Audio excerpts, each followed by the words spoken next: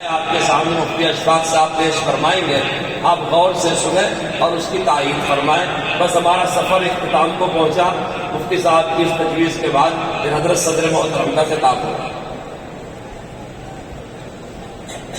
مگر وہ خطاب جب شروع ہوگا جب میں آپ سے کہوں گا۔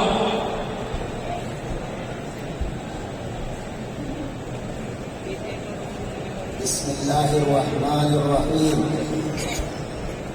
سب سے پہلے میں آپ حضرات سے گزارش کرنا چاہتا ہوں، یہ تجویز جو میں پیش کر رہا ہوں یہ مدارس اسلامیہ سے تعلق ہے۔ میں قائد ملت حضرت مولانا سید ارشد مدنی دامت برکاتہم کی جراتوں کو سلام کرنا چاہتا ہوں، اور آپ حضرات سے یہ تائید چاہتا ہوں کہ مدارس کے لیے جمعیت علماء ہند کی ہر آواز پر اہل مدارس اور علماء اس میں اعلان کریں کہ انشاءاللہ مدارس کے تعلق سے ہو یا کوئی بھی چیز ہو، ہم حضرت کے ساتھ قدم بقدم چلیں گے اور اپنی جانوں کا نذرانہ پیش کرنے کے لیے کسی طرح کا دریغ نہیں کریں گے۔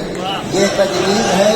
ملک میں وہ بحران تھا کہ اس بحران سے نکلنے کے لیے اہل مدارس کے لیے کوئی راستہ نظر نہیں آ رہا تھا۔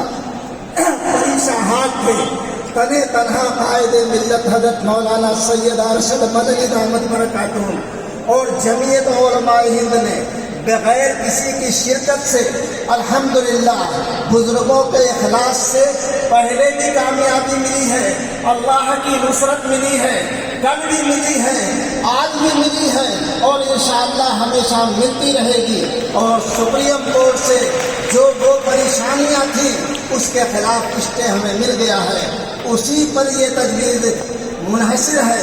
میں اس کے الفاظ آپ کے سامنے پیش کرتا ہوں۔ آئین ہند کی دفعہ 25 میں ملک کے تمام بسنے والوں کو مذہبی آزادی دی گئی ہے، اور دستور کے آرٹیکل 30 میں ملک کے تمام اقلیتوں کو خواہ وہ مذہبی ہوں یا لسانی اپنے تعلیمی ادارہ قائم کرنے اور ان کا انتظام و بندوبست کرنے کا مکمل اختیار دیا گیا ہے۔ مدارس اسلامیہ نے ملک کی آزادی میں بنیادی کردار ادا کیا ہے۔ ہندوستان میں مدارس اسلامیہ کی تاریخ سینکڑوں سال پرانی ہے، جو کسی بھی حکومتی مداخلت کے بغیر تعلیمی اور تربیتی میدان میں سرگرم عمل ہو کر ملک کی ترقی میں بنیادی فریضہ ادا کر رہے ہیں۔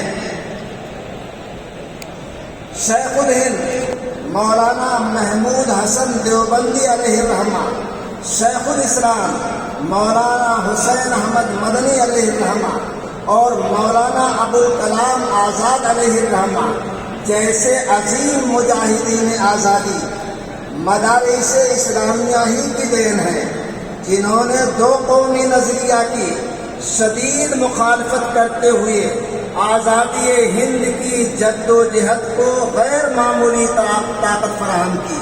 یہی مدارس ہیں جن کے کردار نے اس ملک کو آزادی عطا کی ہے، انہی کے اکابر ہیں۔ یہ باعث تشویش ہے کہ مفت اور لازمی تعلیمی برائے حق اطفال ایکٹ 2009 کے تحت مدارس اسلامیہ کو بند کرنے کی مہم حکومتی سطح پر چلائی جا رہی ہے، جو مذکورہ ایکٹ نمبر 1 ضمن 5 کے خلاف ہے۔ اس ایکٹ کے تحت ایکٹ کی کوئی شق مدارس، ویدک پاٹھشالہ اور ان جیسے دوسرے مذہبی تعلیمی اداروں پر لاگو نہیں ہوتی ہے۔ یہ حکومت کی سازش ہے جو کہہ رہی ہے کہ یہ مدارس خلاف آئین چل رہے ہیں، یہ بالکل آئین کے مطابق چل رہے ہیں، جو بنیادی طور پر مذہبی تعلیم فراہم کرتے ہیں۔ پرماتی ایجوکیشن اینڈ کلچرل بنام یونین آف انڈیا 2004 کے مقدمے میں سپریم کورٹ کی 5 بینچ کی ججوں کا متفقہ فیصلہ ہے۔ رائٹ ٹو ایجوکیشن ایکٹ 2009 اقلیتی اور تعلیمی اداروں پر نافذ نہیں کیا جا سکتا ہے۔ حکومت اس کو نافذ کرنے کی بے جا کوشش کر رہی ہے، جو مسترد ہے، ریجیکٹ ہے۔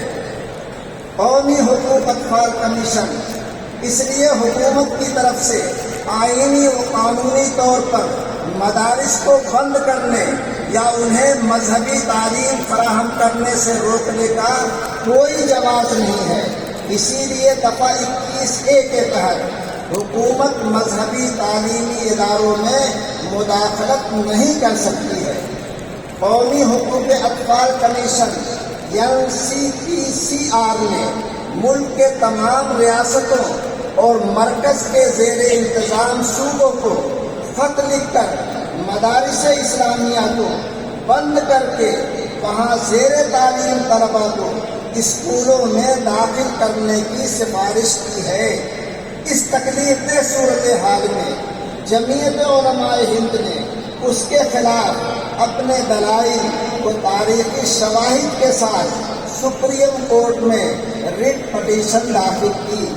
الحمدللہ چیف جسٹس آف انڈیا کے ساتھ ساتھ 5 ججوں کی آئینی بینچ نے جمعیت علماء ہند کے موقف کی حمایت کرتے ہوئے مدارس اسلامیہ کے خلاف ہونے والی کارروائیوں پر روک لگا دی اور عبوری حکم صادر کرتے ہوئے کہا مدارس اسلامیہ کو بند نہیں کیا جا سکتا ہے، مدارس اسلامیہ کو بند نہیں کیا جا سکتا ہے۔